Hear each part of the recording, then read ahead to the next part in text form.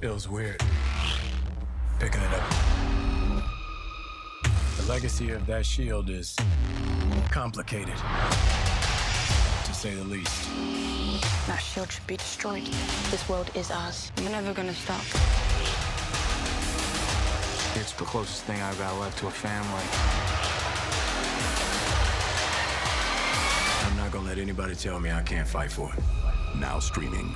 What's going on, everybody? It's Warren. Welcome back to the Cosmic Wonder, and the Falcon and the Winter Soldier episode 3 comes in just a few days. Marvel has given us a little teaser of what's to come, as you just saw, and there's a lot not shown in this that is going to be coming in episode 3 as well. When we last left off with Falcon and the Winter Soldier episode 2, it ended on Baron Zemo, and his return is coming in episode 3. So we're going to be talking about Zemo, Sharon Carter, who we have yet to see, Super Soldiers, the Flag Smashers, and of course Mutants. And we'll talk about when we think Sam is going to be getting that shield back, because it's very clear that at some point in time he will be getting Captain America's shield back for himself. And before we dive into it, don't forget to subscribe and hit the notification bell so you don't miss out on any of the latest videos. Now, to start this video off, there has been a leak about the runtime of episode 3. And according to a Reddit user who has been verified by the mods, this is going to be the longest Falcon and the Winter Soldier episode yet, coming in at 54 minutes. So we're already getting episodes that are longer than the WandaVision episodes, but we also have to keep in mind that the Falcon and the Winter Soldier is only 6 episodes long. With episode 3 coming, that's the halfway mark. We're halfway done with the series. But this is a good sign, because that means that episodes 4, 5, and 6 coming up should be even longer. So we have a lot of the series left. Now, it's nice that the next episode is going to be so long, because we're going to be introduced, or should I say reintroduced, to Baron Zemo. And we know that Falcon and Bucky are actually going to end up teaming up with Zemo in this show. At the end of episode 2, when Sam and Bucky are talking, they say they need to go to Zemo to find out more information about Hydra and the Super Soldier program. And right now he's in prison, but as we've seen from the trailers, he gets out, and we also know that they end up teaming up. And we know why they're going to team up. They're going to team up because of the Super Soldiers. In one of the trailers that we got, Zemo was very clear that his work is unfinished, and he has no intention on leaving it unfinished.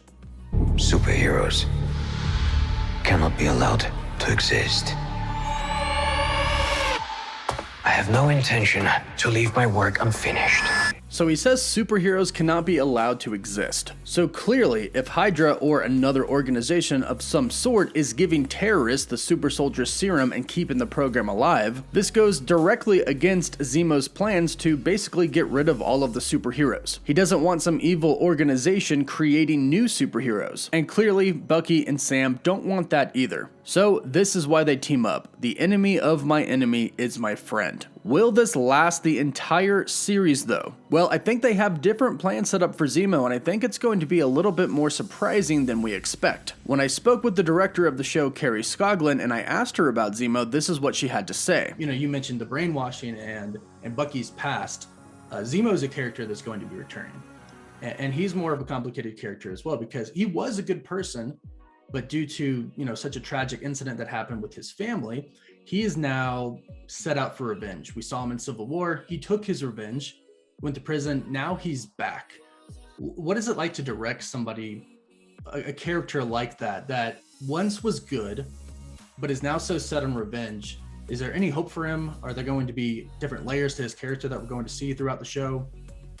Well, what I can tell you is whatever it is you expect from him, it won't happen. So it's always the unexpected with the MCU. Okay. So, yeah.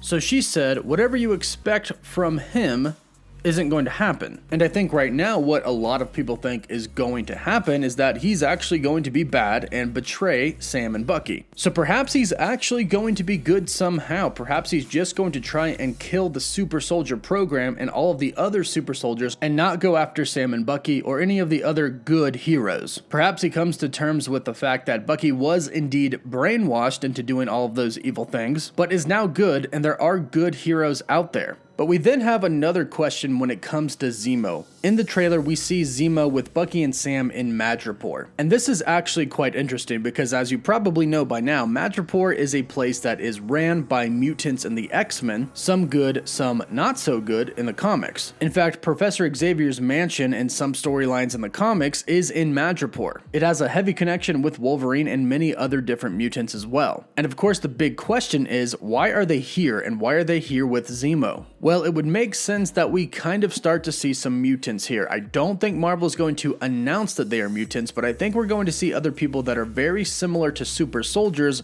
yet aren't. Since Bucky and Sam are going to Zemo to talk about Hydra and other super soldiers out there, I think Zemo might lead them to Madripoor because it's a place where a lot of shady stuff happens, and there's a lot of so-called super or enhanced people in Madripoor. And if you caught my video a couple of days ago, you've heard that Malcolm Spellman, the lead writer and creator of the show, has already addressed the fact that this is indeed Madripoor, and the repercussions of introducing this to the MCU are going to be big. So clearly there is something up in Madripoor, and there's a reason that Zemo is actually leading Bucky and Sam to Madripoor. There's clearly an organization somewhere in Madripoor that has something to do with super soldiers or perhaps even mutants. But again, I don't think they're really going to address the mutants in the Falcon and the Winter Soldier, more like set them up for a future project. Now, we did learn about another secret cameo that is supposed to be an actual secret cameo, not just Paul Bettany ×2, but an actual secret character coming in episode 5. Malcolm Spellman did share that the 5th episode of the series is the one that he is most excited for everybody to see, and he said that we're all going to cry. He said, hands down, 5, it just gets real.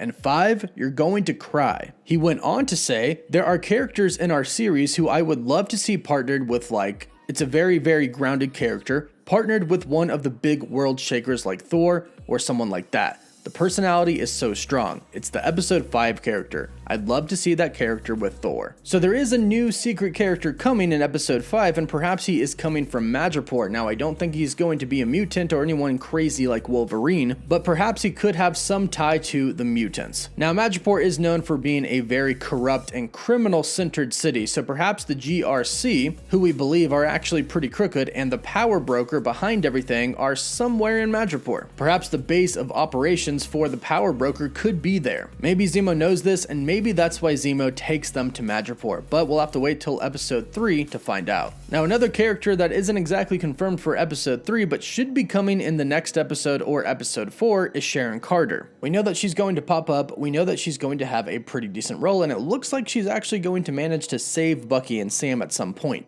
Now, she's been on the run ever since Civil War, and unfortunately it doesn't really seem like she's been pardoned yet. So perhaps once all the Flag Smasher stuff started going down, she started tracking them, and that's how she's going to end up running into Sam and Bucky. And no doubt join them in their journey to figure out who is behind the Flag Smashers, the GRC, and who the power broker is. So a lot to look forward to in the future episodes of The Falcon and the Winter Soldier, a lot to look forward to in the very next episode, episode 3, with the return of Zemo. If I hear about any more plot details or leaks for The Falcon and the Winter Soldier, I'll be sure to let everybody know, so don't forget to subscribe and hit the notification bell so you don't miss out on any of the latest videos. Meanwhile, let me know what you think about this video in the comments down below. Don't forget to like the video, and you can always follow me on Instagram and Twitter for live updates. As always, thank you all so much for watching.